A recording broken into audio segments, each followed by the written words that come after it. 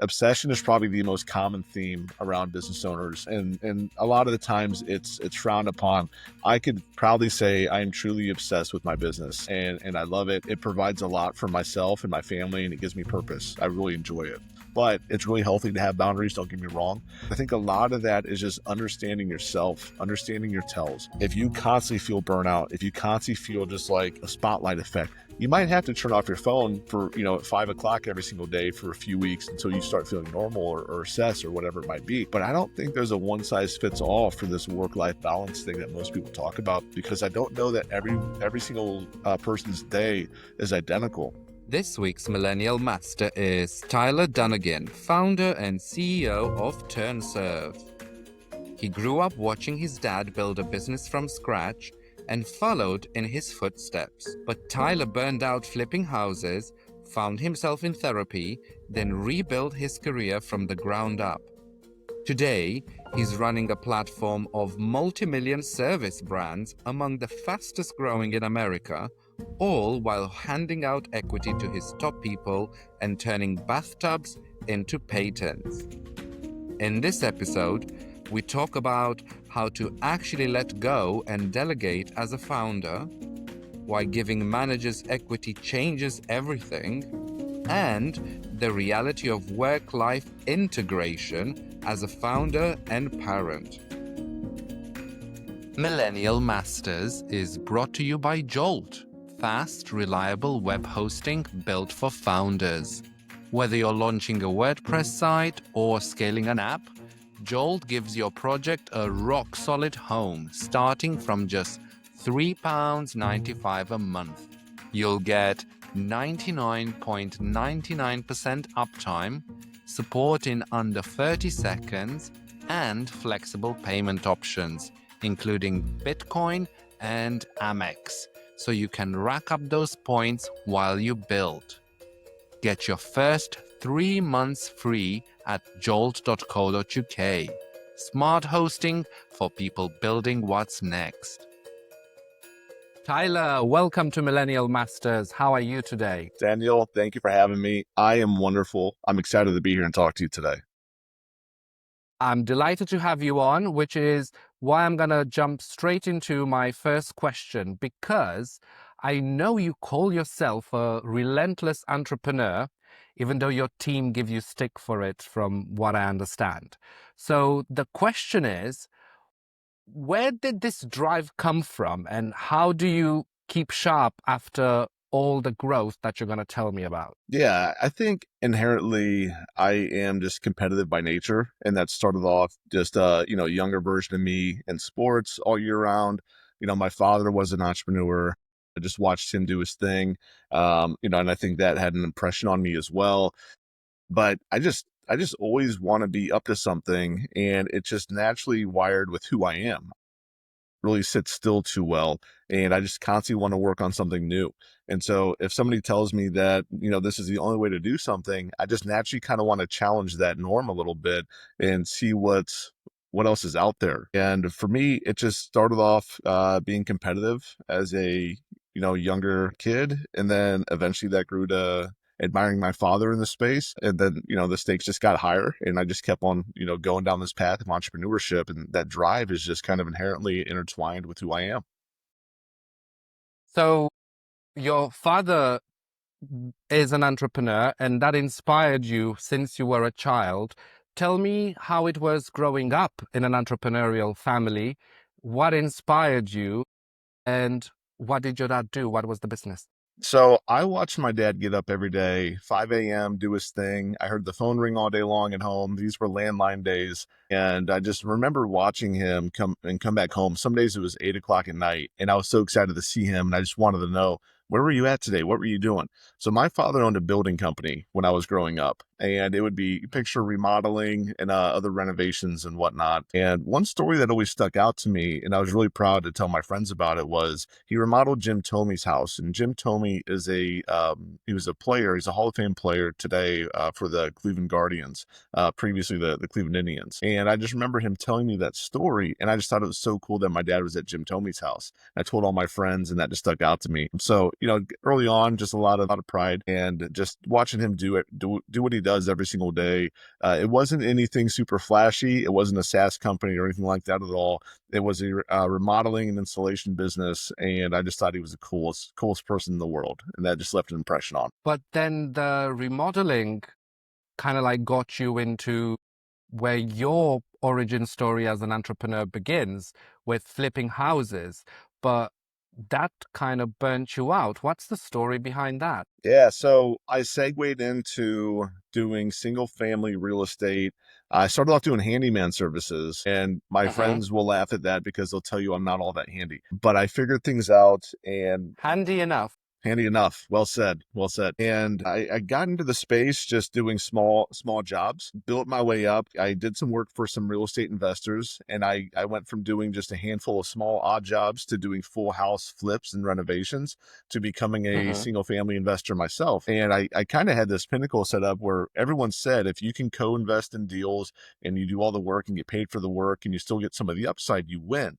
Well, I kind of met that, and I just realized I was working 80, 90 hours a week, and I was starting every single one of my days either at a project or at Home Depot. And it was hard to plan around these things because I was still learning how to build a team. There's a lot of variables in these houses. You had no idea what you're going to get behind a wall or in a foundation or what have you.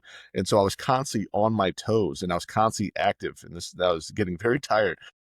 And so I just came to this realization of this is it. If everyone says that this is exactly how it should be in this space, I want out because I can't figure this out anymore. It was successful, it was incredible, all of those things, but I was miserable. And I created the most high stakes job in the world where I was constantly on the job and on call 24/7. And that's what led to burnout and me venturing into what was next for me. But before you ventured into that, you did a bit of soul searching, so to speak, haven't you? You did a bit of therapy and discovered that your passion was slightly elsewhere. Yes, exactly. Exactly. I did a lot of self development, a lot of therapy, spoke to a lot of mentors, and just trying to really find my path.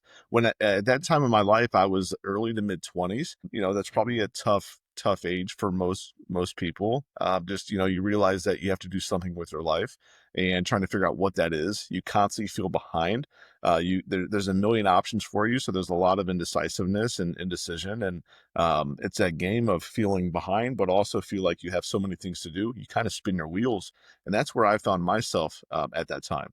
And I realized that a lot of the anxieties I realized I had with working 80 and 90 hours a week and just not really sure what I wanted to do with myself. I decided to look inward first and really just work on like, hey, like what do I really want? And that's actually what started my self-development and therapy and whatnot was I just realized I wasn't quite sure who I wanted to be or what I wanted to do. And that's where the work began. And what was the path then to pivoting into your next career point? Let's call it that.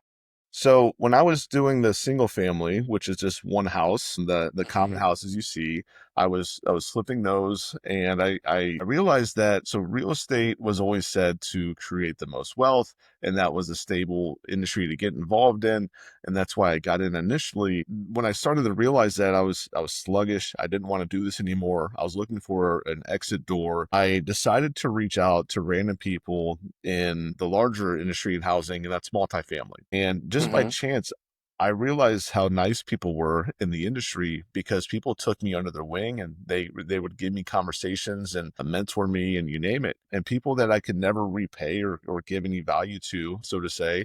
And so what I did was I reached out to a few now mentors, just cold email style or introductions, referrals, however I could talk to them. And I said, hey, I'm in the housing space. Here's some things I'm working on. I don't love it. What did you do when you were in this space? You're in multifamily, you're in real estate, you manage $1 billion, so to say. Help me understand. And some of those mentors encouraged me if you don't enjoy single family because of the variables, get in multifamily where everything is the same, just multiplied times 1,000. And that's initially what led me to look into the multifamily space.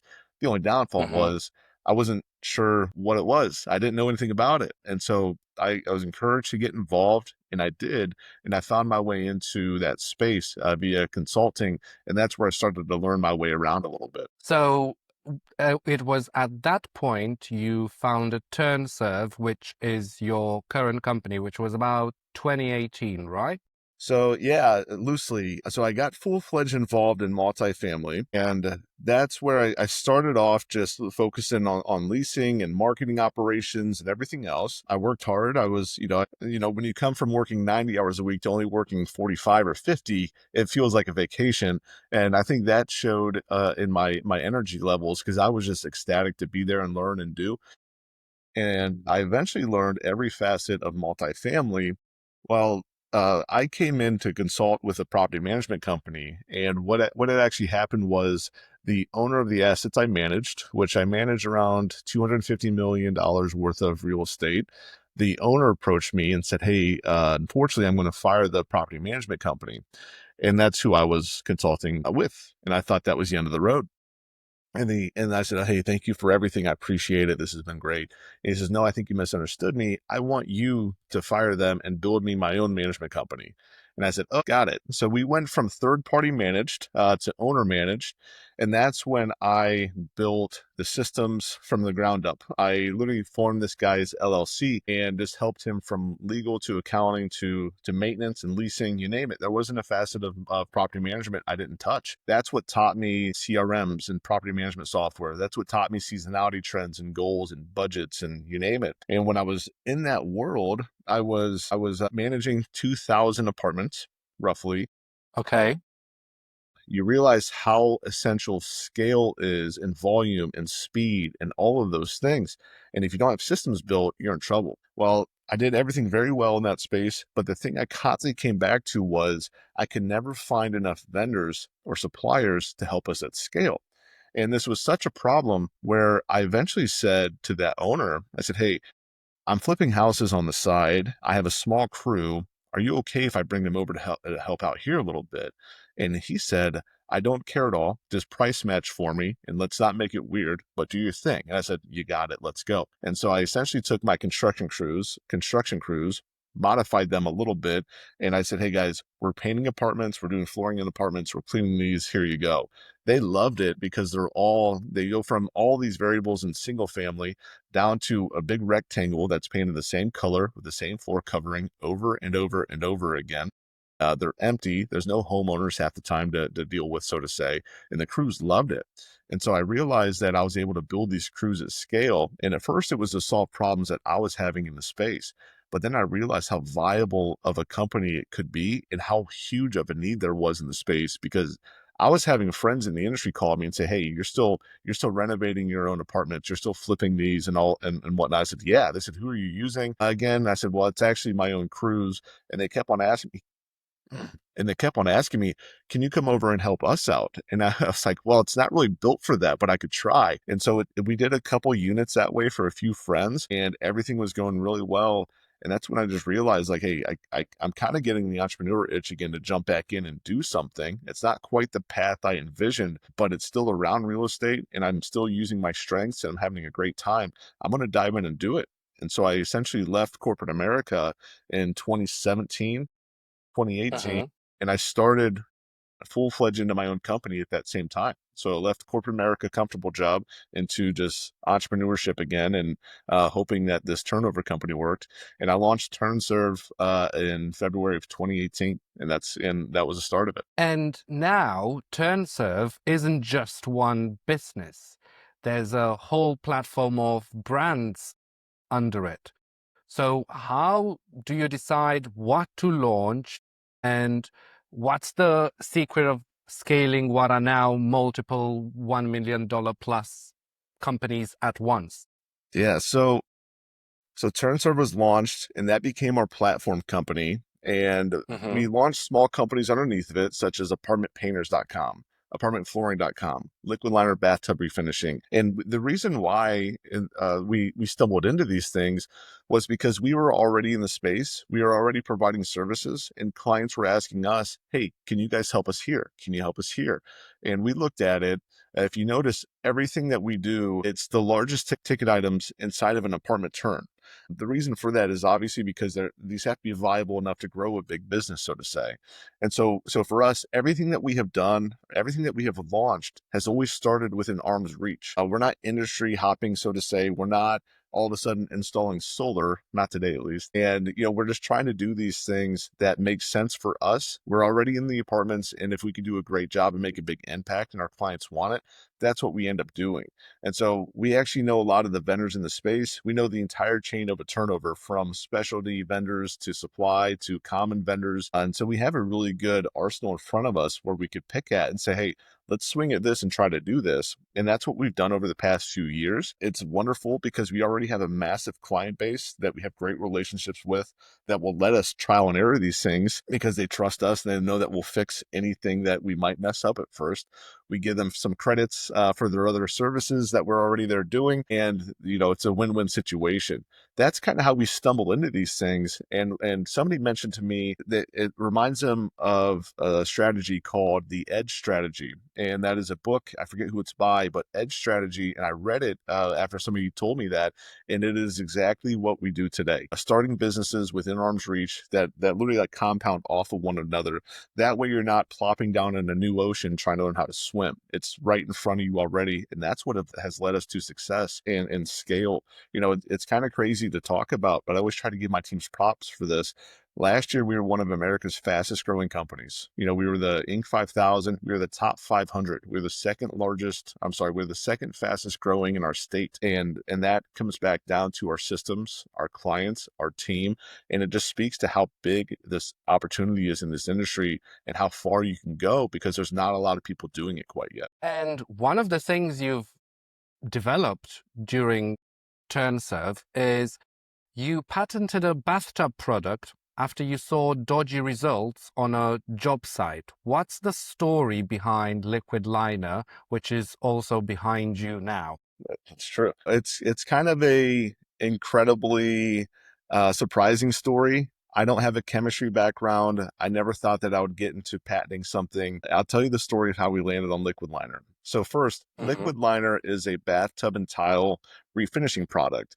Picture a very thick paint for bathtubs where instead of replacing those bathtubs, tearing them out, doing the plumbing, that whole process, you could essentially sand down an old surface like a shower surround, tile, bathtub, whatever it is. And our product goes over it, it pours over, and it's self-leveling. It doesn't need sprayer applied or anything like that at all. It's 30 times thicker than most products in the space, and there's a peel-free guarantee with it. Those things were important to us because the clients need those types of things. And so those things paired with the low VOC are critical to why we ended up building this product. One day when we were painting an apartment for somebody, it was my lead crews that were on this site. It was a client that we went to every single day. It was a really smooth transaction, normally a smooth process with this person, no hiccups normally ever. And my lead painter was there one day and he said, hey, we can't service this unit. There's a very potent smell here. We'll come back. So that's fine. No problem at all. Get out of there. The second day rolls around and the same thing happens. And I was like, Tony, that's so weird. Any idea what's going on? He's like, I have no idea. I think they're spraying bathrooms in this hallway or something. I'm not sure. And said that I've never heard of that. Let me check it out. And so I went to this complex to check on the crews and see what was going on. And I saw somebody in a full-fledged hazmat suit with a big sprayer, and there are loud things going on. There's wires ran all across the floor. A full bedroom is packed full of big toolboxes, and I Mm-hmm. see a person just spraying. There's fumes everywhere. You can't see anything. The smell is awful, and I'm looking at this person and they finally look at me because I'm in this unit that caught them off guard. And I watch them do what they do. At this point, I have a mask on, right? And so they recognize, like they notice me, I should say, they acknowledge me. And I kind of give them like, hey, I need just 1 minute of your time thing. So they wrap up what they're doing. I'm in the hallway. I have a mask on at this point. I'm waiting for this person. And then I say, they come out and like, hey, can I help you? I said, yeah. I was like, so sorry, but what are you doing? And they explained to me what they were doing. And I asked him a couple questions at the end of it. And I said, you enjoy what you're doing? He said, no way. Yeah, like paint all over his face and all these kind of things. And the last thing I asked him, I said, how much money did you make today? And he said, on this unit, probably around $800. And in my head, I'm like, huh, that might be a viable model. And so I helped this person carry their tools out to their car, back and forth. I picked their brain. I learned everything I could about the space, refinishing, you name it. Right after I left that property, I called Sherwin-Williams and I said, hey, I need a sprayer. I need this. I need this. I need this. I was trying to replicate what this person was doing. Hmm. Fast forward, we did replicate it, and we realized that we replicated exactly what we saw: a hazardous environment. It was a hazmat suit, sprayers, trip hazards, air movers, you name it. And I said, cool, let's find a better way to do it now. So, an evolution of trial and error and a lot of amendments to processes, procedures. I tried different products on the market. I went to all the big box retailers and distribution centers, you name it. All the products were kind of the same. And I eventually got frustrated because I couldn't find a good product. And I took five of the best on the market and I went to a lab partner and I said, hey, here's the characteristics that are great. Here's what doesn't work. And here's the system and strategy you need to fit in. So we need to be able to do this whole process in just 2 to 3 hours. So that means that we can't have to have the product sweat in, so to say. That's when you mix it and it has to sit still for an hour or what have you. There's so many stipulations around the old products in the market. And over the course of a year and a half to 2 years, and a couple hundred thousands of dollars later, we eventually had our 70th iteration of our trial product. And we had it third party tested by a big firm called ChemQuest, independent third party. We don't know them, but they are the gold standard, so to say. And our results came back. They tested it against all of the big boxes' best products. And we got 10 out of 10 scores. The next closest was 6 out of 10 scores. And all the other ones were like 3 out of 10 scores. That's when I realized we'd built the best product on the market today. And that's what they also told us. They loved the product and said, that's great, because so do we. But that's how we got into liquid liner and having our own product and a patent on that. And it's just going onward and upward from here. And it's kind of crazy how we got here, but I'm excited that we did. So liquid liner then is built into your line of services that you do across Turnserv. Yes, absolutely. Our install teams for bathtub refinishing use it across all of our locations. And in order to grow your business and develop liquid liner and Turnserv, you had to look for private equity and funding to keep you going. And you said before on other podcasts that you were rejected by over 40 investors before landing your first deal. So I'm wondering, what did you learn from the no after no after no phase, and how did you finally break through? Yeah, so I think the most important thing that I learned was timing is important for all of this. A lot of the initial early rejections were trying to get initial funding to launch the business, or that in like a first year get some growth capital. And that's where a lot of those no's came in, because I would approach somebody and said, hey, this is a viable model. Here's the unit economics on it. Here's the industry. Here's what I want to do. And I had to sit in front of probably 35 different investors early on. And they all said, hey, it's too early. We don't love the space. There's no big companies doing this, which is probably a red flag. Like all of these different reasons of being told no. And that's just when I realized, like, it really has to be compelling. Like, yes, there's the element of it solved a problem for me and everyone else in the industry around me, but it also has to be compelling for the investors. You have to understand what kind of investors you have. What are they looking for? It's great that somebody has a good idea, but an investor wants to 10, 20, 50, 100x their money. And as capitalistic as that sounds, that is the name of the game with an investor. They only put in money where they think it's going to have a massive return and disproportionately out earn the S&P 500 or something similar. And so what I learned early on was timing is important. Traction is very important. Showing results, year over year growth.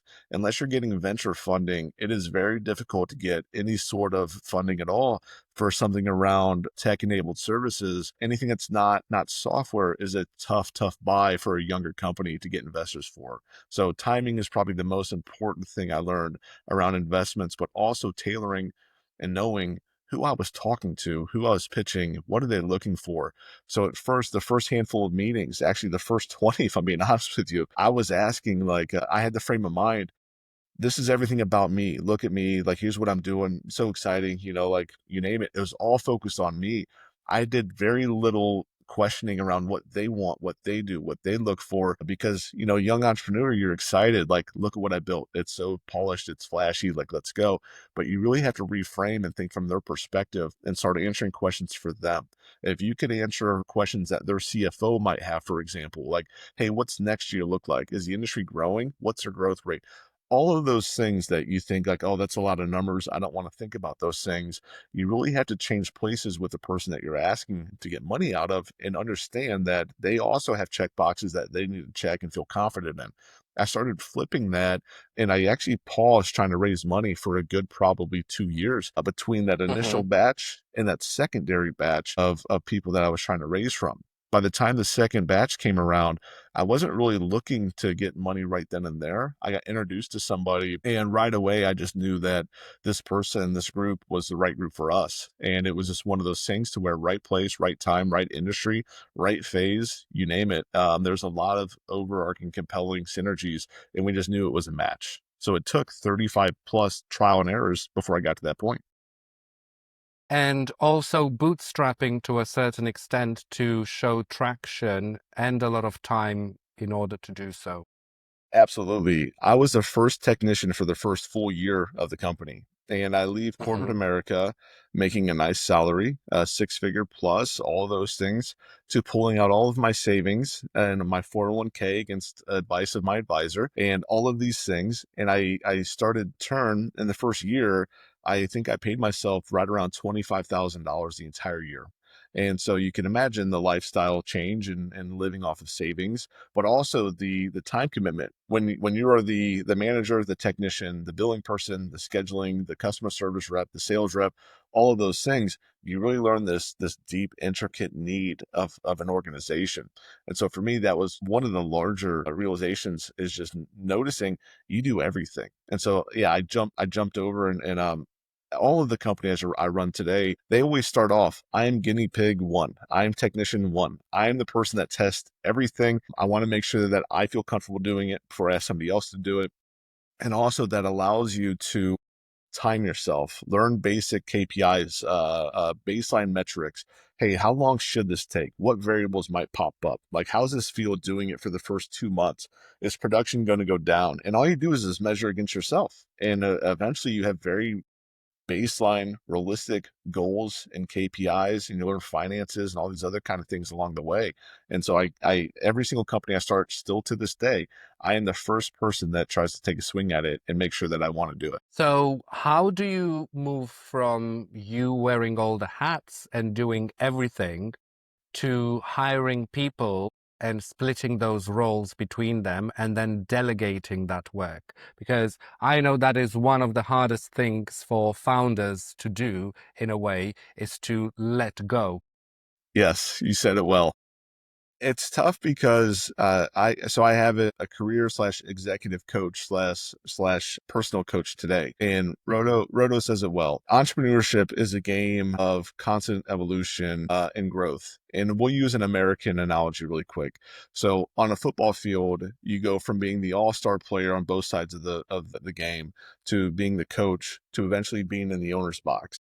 And being able to think prospectively from each of those, they have different needs. There's different time where you have to be each one of those, but just flipping that metric from being the only technician to being the one that's coordinating everybody else, that is a big difference. And it's tough for a lot of take charge entrepreneurs to be comfortable with that. And so for me, I think just in hindsight, it was just by sheer, just had to do it this way. It wasn't strategic that I did it this way. I couldn't afford to have anybody else with me that first year. So when I was technician one, when I was getting down baseline KPIs and goals, that's when I realized I'm starting to make goals and targets for other people. Because if I didn't plan on other people joining, why would I even take the time to see how long it should take me? I'm just kind of like pushing myself, so to say. And so I built the baseline KPIs, and the goal was always bringing other people. Well, to do that, in order to delegate, you have to understand what you're delegating, right? And a lot of people think that the problems go away. So, entrepreneur, I have 20 different hats on. I'm doing so much. I'm on my heels all day long, just getting hit with need after need after need. They hire somebody and they think that, they're going to take over half of my problems. all actuality, what happens is if you don't have a system or KPIs or know what you're delegating, you just doubled your problems because now not only do you have those initial problems, now you have to explain to the person that you want solving them how to solve them. And so you're doing twice the work and then you're paying for them to do the work. And so instead, the real trick is to make sure that the whole operations from start to finish, from sale to collection, you name it, all of it goes closed circle. And a lot of people skimp here because it's tough to do. But if you spend a few hours doing it, and as simple as it sounds, get in front of a whiteboard and you need to truly, truly write down what is the journey here? What am I trying to accomplish? What's each category of the company? I might not be able to afford a head of marketing right now, so I'm just going to cross that one off, or I'll do it. I might not be able to afford a sales director right now, so that's going to be me. But I can afford a service director, so I'm going to embed that person into this wheel of operations. And so for me to delegate, I have to have a clear visual pathway of like, what am I actually delegating and what is the goal with that role? So that first half of delegation, as simple as it sounds, is simple just structuring. We call it frames and rails. What is the journey of our team's energy? What's success look like in defining that? That's half of it from the operational side. The human side is completely different as far as being able to delegate. So delegation is going to really show off whether or not you care about employees or not in the response to you. So by way of example, when I delegate today, when I hire a role, I have a very clear cut. Here's a KPI goal. Are we on point, off point? What's our budgeted versus actual? Here's what success looks like. Here's what I'm going to do to empower you. Here's what I'm going to do if it's not successful, and here's the final rung if we both agree that it's just not a good fit.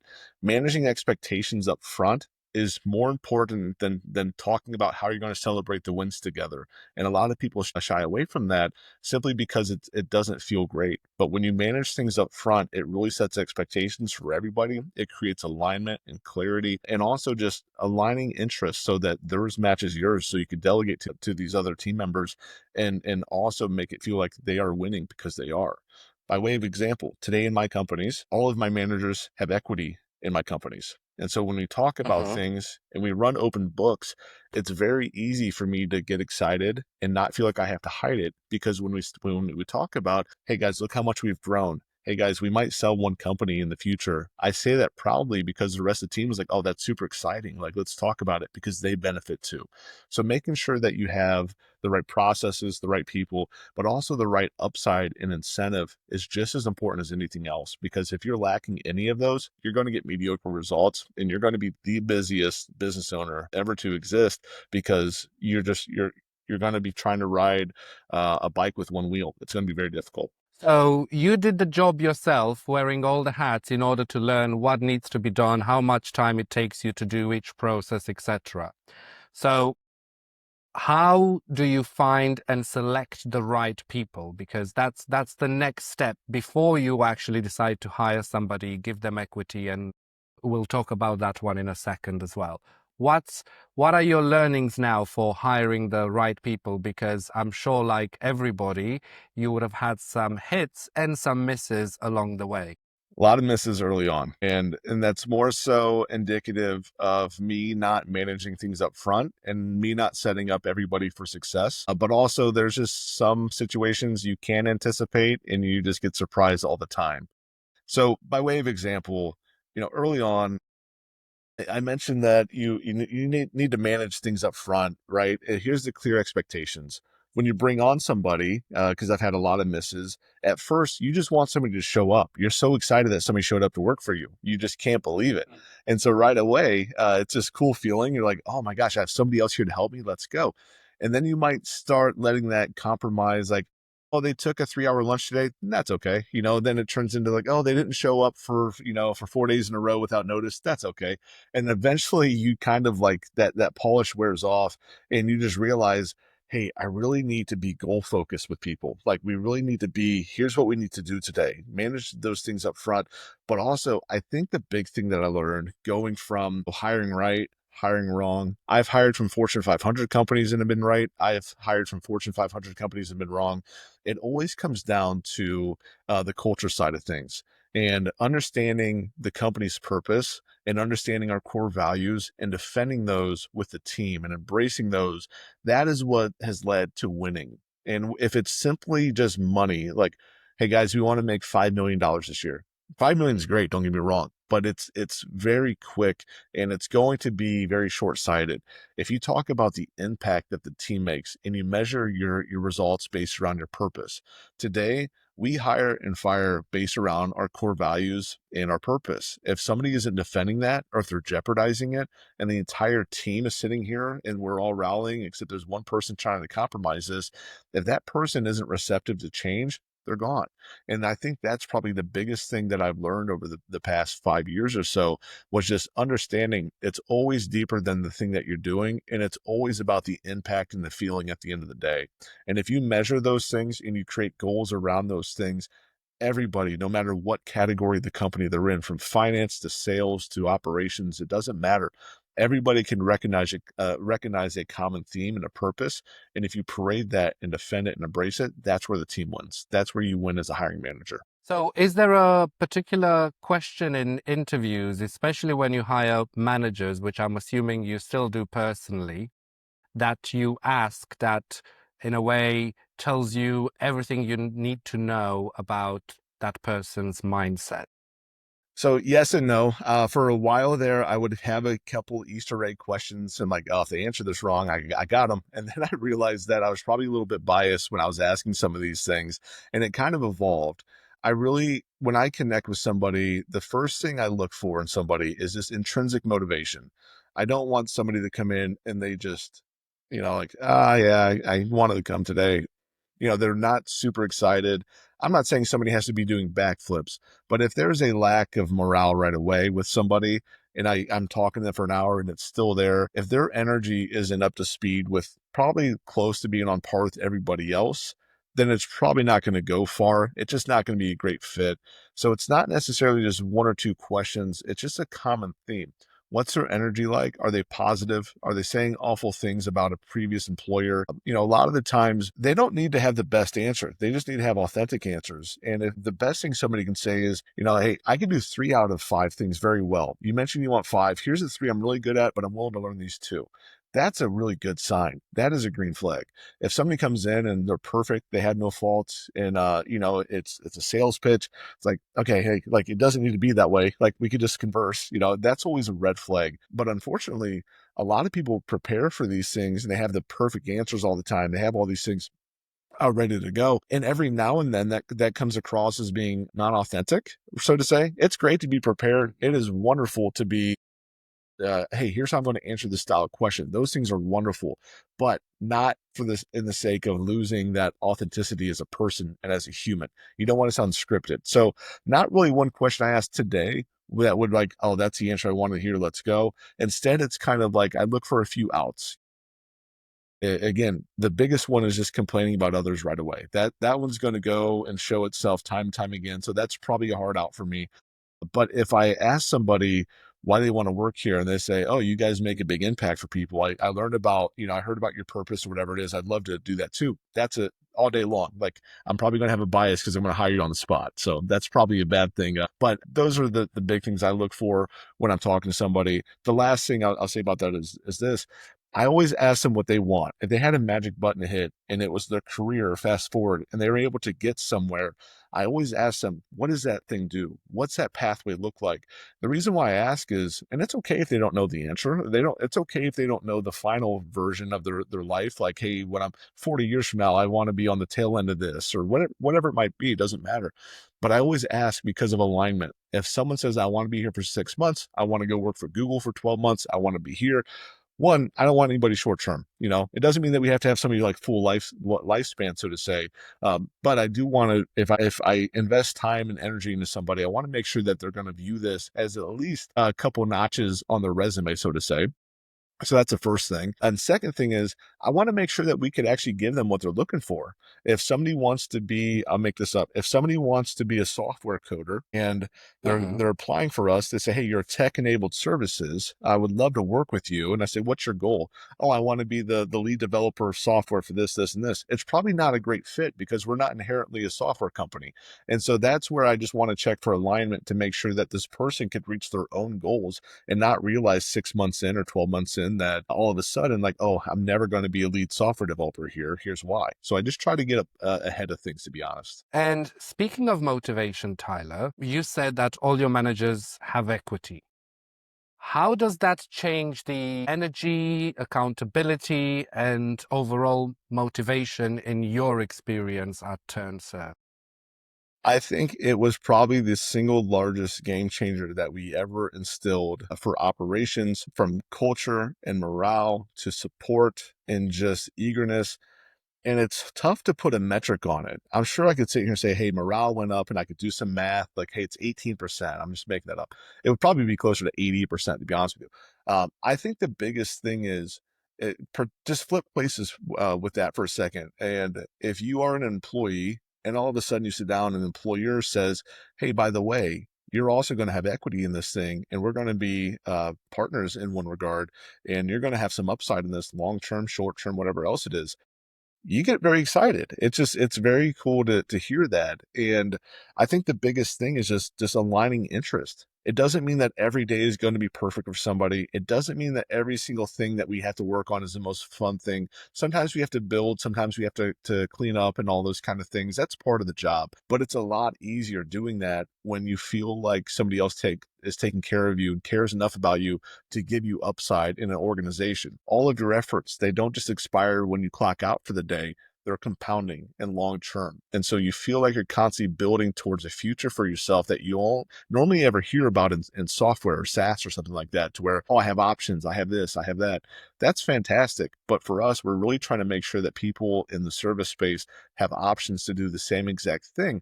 And that way, when the company wins, they win. And from a motivational standpoint, my team whistles their way into work and whistles their way out most days. Some days it's a nine round match, and it's just a long one. But every now and then we have these offshoot, outside, offsite conversations, and we're able to talk about, hey guys, we have a huge partnership coming up with X, Y, and Z. We have a massive thing in the future for whatever this might be. And the team is super excited. Whereas if they didn't have equity, and I'm like, hey guys, this could be a potential $10 million deal for us. And they're like, cool. If they were like, yeah, my salary doesn't change, like, that's great for you. Like, why do we care? Well, it's like, well, the valuation of the company's going up. Like, oh, that's true. And my equity is going up too. So it's just a way to show them upside and hopefully increase their commitment and longevity, but also reward them for years or months, whatever the timing is of efforts. And so that right there, it just creates a team environment, taking care of one another. Because now, if there's a situation in the company and there's a person that's hired and they're not quite embracing our core values or our theme or whatever it might be, there's a lot more at stake for the rest of the employees by tolerating something like that or what have you, or not defending our core values. And they're not going to have it. My team embraces the rules and regulations far more than I do. And that's because they care about it, because we incentivize them to also have incentives just like us. You also mentioned, Tyler, about defending the culture of the business and fostering that across the entire team. So I'm wondering, is there any particular moment or scenario when you had to make a tough call to protect the culture in Turnserv? Often, unfortunately. And I say often, if it's once or twice a month or every 2 months, that's still way more often than what I'd like. A lot of the times it's normally around people having, it's okay to have a self-interest. It's okay to be self-motivated, and it's perfectly fine to care about yourself and your future. Do that all day long. That is 100% right. What I normally see crosses the line the most is somebody's self-interest turns into stepping on others to get it. And a lot of that turns into, like, I'm going to make up a hypothetical here. Then I'll give a real example. Like, if somebody was talking about they want a promotion and their boss is awful, so they want their job. Here's why, but it's completely made up and whatnot. That's not supportive. That's not embracing our purpose or anything like that at all. That part of it's just not going to go well. And that happens way more than you think in the corporate America world. It really doesn't happen a lot with us anymore, because we learn how to manage ahead of that, and we have a really good culture today, and we have a really good feel out vibe vetting process before we welcome people on. But we also move fast. If we see little red flags in somebody, we normally manage that up front and have that conversation right away. So that happens quite a lot. And that's probably actually a real example of what we have dealt with in the past. I have examples from small to large issues. Another quick example is this. We'll pick on people outside of the management office for a minute. And in this, some of our installers, which our installers are amazing. They have wonderful work ethics. They do incredible things. But every now and then, just like anybody else, we want to make sure that our good group is protected as much as possible. And so we have somebody show up and they say that they have 20 years experience. They don't care for the processes that we have in place. They don't care about the reporting or the checks and balances that we have to have. And they undermine the entire team's process. Like, no, hey, here's how we run things. It's great. You have experience. Here's our checklist that we do for every job, start to finish. Here's what it is. And kind of just like slug that off and say, I know what I'm doing. Like clockwork, those examples are always the worst. They never go as planned, and so having to move on quickly from those types that are just unwilling to just collaborate are probably the most reoccurring type of defending the culture that we have happen all the time. Besides culture, you emphasize attracting talent. And I know you said before that you're big on personal branding, not for ego, but to attract great talent to your business.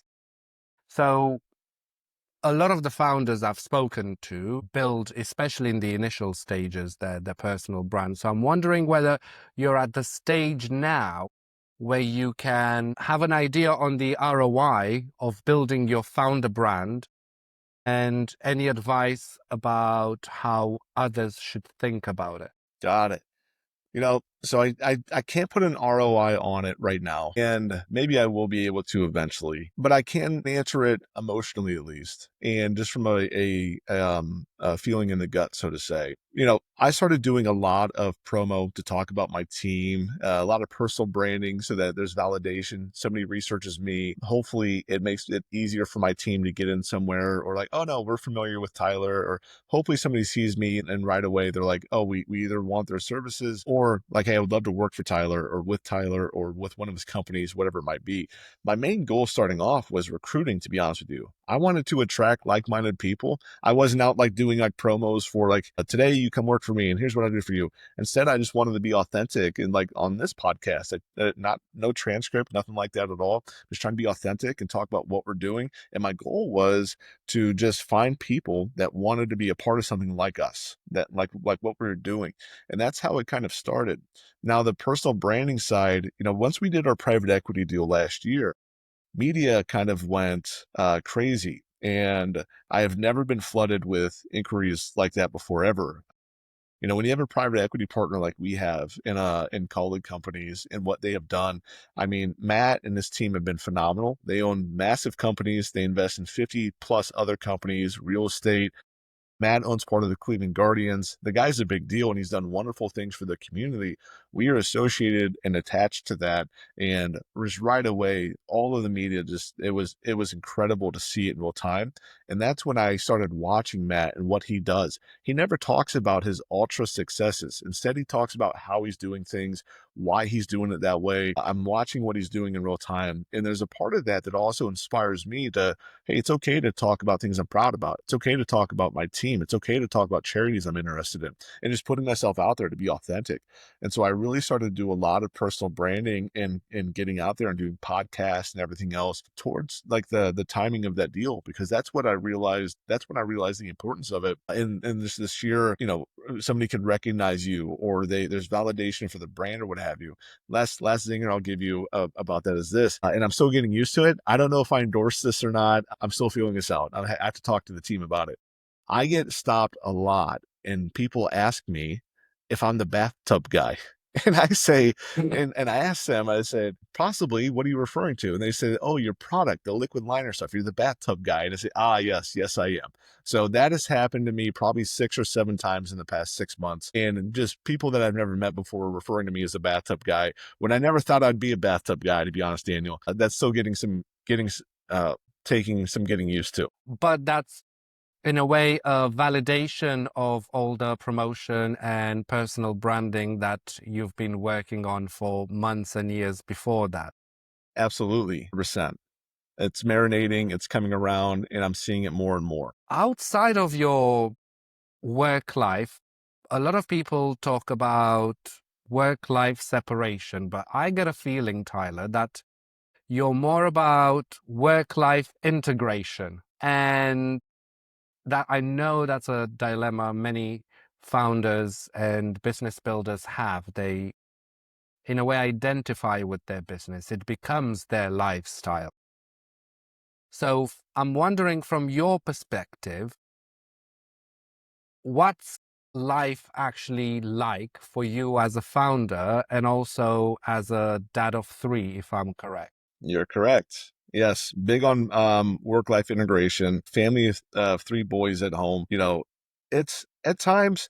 There's times that it feels challenging. Don't get me wrong. I'll say this: I live and die by my calendar, and I know that that probably sounds awful to some people. It probably sounds really comforting to others. I was watching something once, and I was listening to a psychologist and trying to structure the day and whatnot. And I realized that this was kind of like one of those aha moments that are so obvious that I should have like realized these sooner. I'm always on my calendar. I realize it's okay to block off free time on the calendar as well, to where you could set up 3 hours of nothingness, no calls, no nothing. I'm going to be present and still and with my family. And although my schedule is rigid, there's also gaps in there to where I could do absolutely nothing at length if I want to. So fast forward, as the families grow, companies grow, almost every founder is going to be deeply, deeply obsessed with their business. Obsession is probably the most common theme around business owners, if I had to guess. And a lot of the times it's frowned upon. Proudly say I am truly obsessed with my business and I love it. All those kind of things. It provides a lot for myself and my family, and it gives me purpose. I really enjoy it. But sometimes on the work life side of things, every now and then a life thing pops up during work and it requires my full attention and I go do it. I don't feel guilty about it because there's also other times when I'm at home and a work thing pops up and it takes all of my attention for a couple of hours and I have to do it. And that's just how it goes. And so I think there's trade offs both ways. And it's okay to have boundaries. It's really healthy to have boundaries. Don't get me wrong. But I think a lot of that is just understanding yourself, understanding your tells. If you constantly feel burnout, if you constantly feel just like, a spotlight effect, whatever it might be, you might have to turn off your phone for, at 5 o'clock every single day for a few weeks until you start feeling normal or assess or whatever it might be. But I don't think there's a one size fits all for this work life balance thing that most people talk about because I don't know that every single person's day is identical. I'll use this weekend as a good example. So Friday, right after work, the family and I went to downtown to stay at a hotel, and the next day was to go to the aquarium. We celebrated my birthday. I just turned 35, and we never really stopped to celebrate stuff for me, I guess. It's mostly around the kids. But we went up to stay at this hotel. We had a full weekend there. Now there was 3 hours each day that I was there, so Saturday and Sunday, where there was no other option. I had to do a couple things for work, and it's like, oh, like every now and then, sure, I want that full separation. But in the moment, anybody that has kids, you realize you can either be your kid's best friend for the moment or they don't want anything to do with you the next. And so I try to take advantage of that as well. And just really just understanding when I need something, when my kids need something and playing it by ear. No doubt I'll have a hard stop on some things. If I feel like one of my kids needs me in the moment, I will drop everything to be there. And just as if I feel I am overwhelmed, overstimulated, I need to take a breather, I will shut it down and go for a walk or do something similar. But it really just comes back down to knowing yourself and your environment and being able to be realistic with yourself enough to say, hey, I'm working too much. Hey, it's okay to work this much or whatever it might be. There's not a one size fits all. So just really understanding what you need as a human and what the people around you need to critically important to make work life integration work. You mentioned burnout. You experienced it before, and it can also easily happen, especially in fast growth companies like yours. You briefly touched on a couple of tips, but I'm wondering if you can share some of the habits and routines that keep you grounded at peak times when things get really crazy. Sure. I think the big thing is to start. Having a baseline KPI set for the team. That way you don't have that all-star fallacy where you feel like you have to constantly do everything. Giving my team clear KPIs and goals for the week, and they report those on Friday. It's not to micromanage, it's just to confirm that things are going smooth, but it's also peace of mind for me. If I have nothing to do with that category of the business for a week, I don't want it to live in my head. And if the numbers are good, out of sight, out of mind, I'm on to the next thing. It's good for the person that's doing those things. It's great for me. It's great for the company. On to the next. That's a big part of it. As far as a burnout goes, I learned this through some coaching and therapy and everything else I had mentioned before is recognizing that feeling of overwhelm and what it means. Like what happens? Like what do I need to do in that moment? And very few times is it sit down and keep working when you feel completely just on fire, so to say. Doing something physical, example, like where my main headquarters, we're on a closed road and I go walk often if I feel that build up, if I just feel that way, just go for a brief walk and back. But one thing I have done to really avoid it is I realized that for me, for example, I have a very high motor. I can't drink caffeine. I can't do anything like that at all, or else I'll stay up there for days. But one thing that I started doing was between meetings, just taking a break, like not jam packing my schedule where it's back to back to back to back, but deliberately putting in 15-minute breaks, 20-minute breaks, hour-long breaks between things, and realizing that to be as productive as I have to be, it doesn't always translate to busy work that leads to where I need to be, so to say. I read the book Deep Work by Cal Newport, and that really taught me a cadence and a rhythm with my own scheduling that allowed me to think deeply on things, but not do non-productive busy work all the time. That those help lead up to a way where I stay grounded, to where I avoid some burnout, but also on the personal care side of things. I say this proudly, I'm probably the most pampered adult male in America. And what I mean by that is it doesn't mean that I have a limousine drive me around or anything like that at all. It's I have things that I do at home that are normally like that are not common, so to say. People ask me, "Hey, in your free time, what do you love to do?" My number one thing I love to do the most is nothing. Like I love to sit around a bonfire with my kids and just be in the moment, be still, and just soak it all in. From manicures and pedicures to massages to you name it, I really try to take care of myself in that regard, just so that I feel caught up and refreshed and to make sure I get the best version of myself.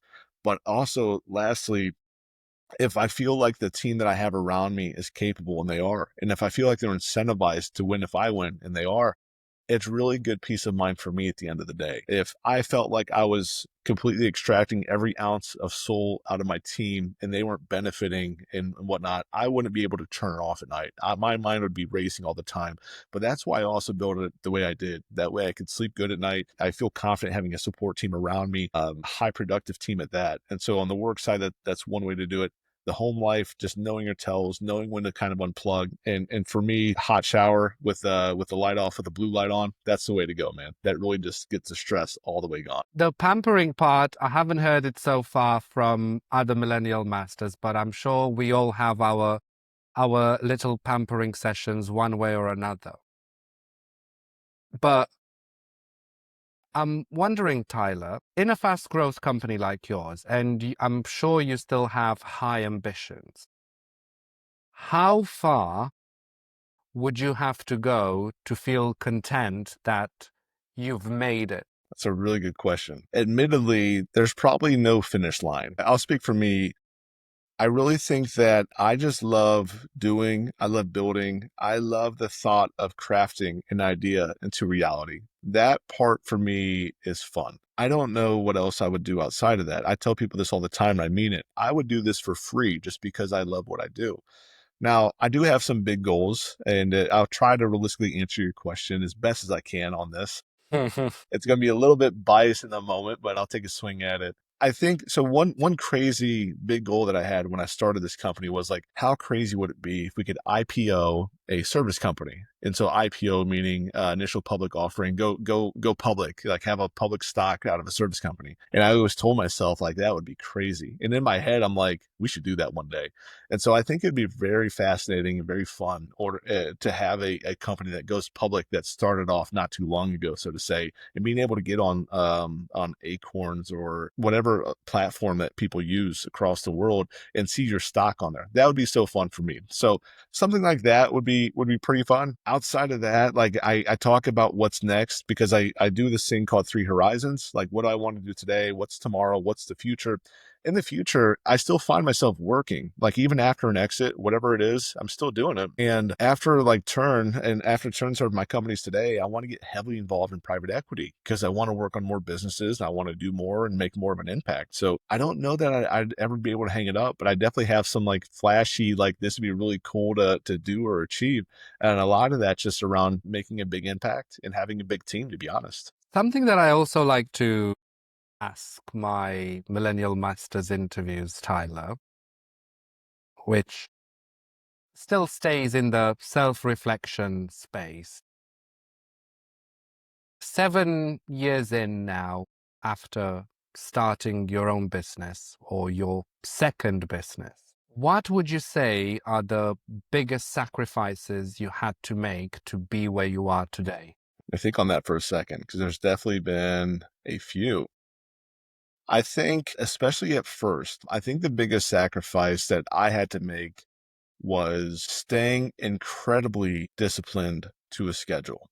And that was tough for me because when you're an entrepreneur, you start half the time because yes, you want to be wealthy and whatnot, but you want freedom. You don't want a boss and you don't want to answer to anybody. That's normally how it starts. And for me, just realizing that, hey, I need to block this off. I need to be comfortable going from a 9 to a 9:30, a 10 o'clock, and 11 o'clock. I need to have that discipline.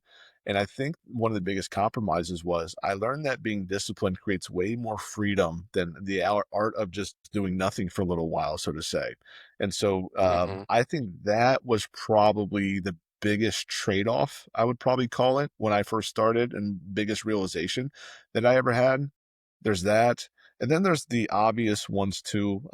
Again, I started my journey early 20s, mid 20s, like and I'm not saying that I was a complete homebody all the time, but I had buddies that would go and get a beverage at lunchtime and ask like, "Hey, do you want to come do this?" Like, no, I actually have like a meeting with a homeowner later on. I can't do that. And just kind of realizing that my pace and my speed and my needs were a lot different than the people around me, especially in my early 20s, where people were still figuring it out and people were still going to parties every day, and I just like, hey, like I don't really have an inkling to do that, but I couldn't do it how I wanted to, and that was probably a big trade off, and just really going from college football to straight entrepreneur work mode, just 24/7. So that was also probably a big adjustment that I was hoping for, but that I had to go through as well. So there's a million smaller ones too. It's hard to just put your finger on one or two of those things, but the adapting to discipline was very, very took a lot of adjustment at first. Something else that I wanted to ask you, Tyler, was if you had to start from scratch tomorrow, no money, no connections, what would be the first thing you would do? Okay, no money, no connections. See, that's where you got the curveball at me, because if I had connections, I would just go to them. I think the first thing I would do, pretending that I don't have the experience or what have you. Um, You'd still have your experience. okay, got it. So with the experience still, I would probably do something along the lines of entrepreneurship. And that's where I would pick a company that's in a space that I really enjoyed and an industry that's growing with a company that's open and innovative and kind of more modern. And I would try to create a subco underneath their umbrella. I'll make up a hypothetical here. I'll pick on Home Depot. It's right down the road for me. Love you guys, Home Depot. Thank you. For Home Depot, for example, I'd probably go to them and say, "Hey, I really want to start a at-home pet delivery business. I want to make sure that we can deliver from bones to bedding to food to you name it, artificial grass maybe. Here's what it's going to be called, and I want to offer it to your customers at your pro desk."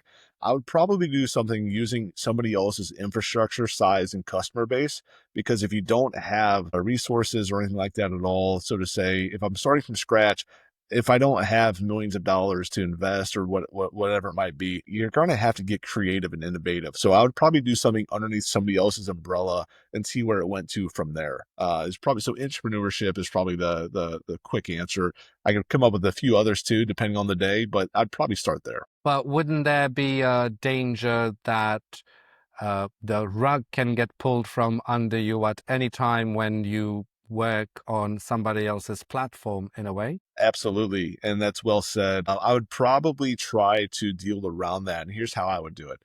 I would create an LLC where it's just mine. There's nobody else in it, and then I would try to create a partnership with Home Depot, and there's rules and regs in that partnership or minimum volumes or what have you. That way, I still had autonomy over my own LLC. I am my own boss at the end of the day, but then also there's a partnership agreement between my LLC and Home Depot LLC. And hey, here's the terms and conditions. Here's the minimum conditions that need met. Here's what happens if they're not. Here's the supply agreement, whatever it might be over time. Just that way, we kind of manage those things up front just to avoid those awkward conversations that might come around like, oh, hey, Home Depot wants to change course after 2 months. Good job, but no, this is it, which they very well could, unless you have some sort of futures contract, which I probably would try to have just to manage those things before they would happen. And just a final question for you, Tyler. And that's more asking for a piece of advice from somebody who's working on a super fast and high growth company. For any other founders out there who feel stuck in a slow or stagnant business, what would you say is the fastest way to inject a shot of growth, culture, and momentum into the business from your experience? Yeah. So the first thing you have to do is step back a little bit. Well, you need to, well, the whiteboard's my best friend, and that's what you should start with. You need to map out your business, not the workers' names or how much money you made or anything like that at all. Draw a square on the whiteboard, and on the left side, you have customers. On the right side, you have your solutions. You need to map out exactly the framework of what your business is. One, you need to do that because you need to remember the core thesis of what you're doing. That's the first thing. Second, you need to then look for, are there ways where I can extract more dollars? Is there ways that I can get into a new industry? Could I cross sell into a new industry with a service offering? Well, a lot of the times we have founder bias and we only think about our favorite solutions that require the least amount of work. However, a lot of the times there are a plethora of opportunity and things that we do or that we're close to that we never think about. And so visualizing these things on the whiteboard is really going to be a good frame of mind and a reference point. So always start with the visual and take yourself from a in the moment, in the fire, because if you're feeling that burnout, if you're feeling whatever that is, you're probably super close to the fire, so to say. You need to detach and reflect a little bit. That's the first thing. Give yourself some space on it so that you can analyze it accurately. From there, I would look at my options, my opportunities. I would say, do I have a viable business? What is my career path? What do I want to do with this? Is this investable? Like, what are my options? That's probably next. So understand what you're offering today, what options do you have in front of you, and then kind of go from there. And then I would probably look at something if you're feeling stagnant, if you're feeling a little bit just, behind or just, hey, this is really routine now. It's probably more so in your head than anything else, obviously. I would even try to talk to a coach or something along those lines and just say, even if it's a friend, it doesn't have to be a paid coach. Let's pretend it's somebody in the space, a mentor or somebody else that's been there. Reach out to them and ask them for 5 minutes of their time. And that's normally going to snowball into more time spent with them. But just ask their perspective and their opinion. Like, hey, here's how I'm feeling in this right now. What's your take on this? Like, what would you do if you were me? And just getting a different frame of mind, a different perspective on it's going to go a long, long way. So talking to people that have already done it or are doing things that are are higher than what you're currently doing is a really good way to shrink your problems down, so to say. And then lastly, I'll say you probably need to revisit your why and your purpose. A lot of the times if we're feeling burnout or stagnant, it's because we forgot why we started.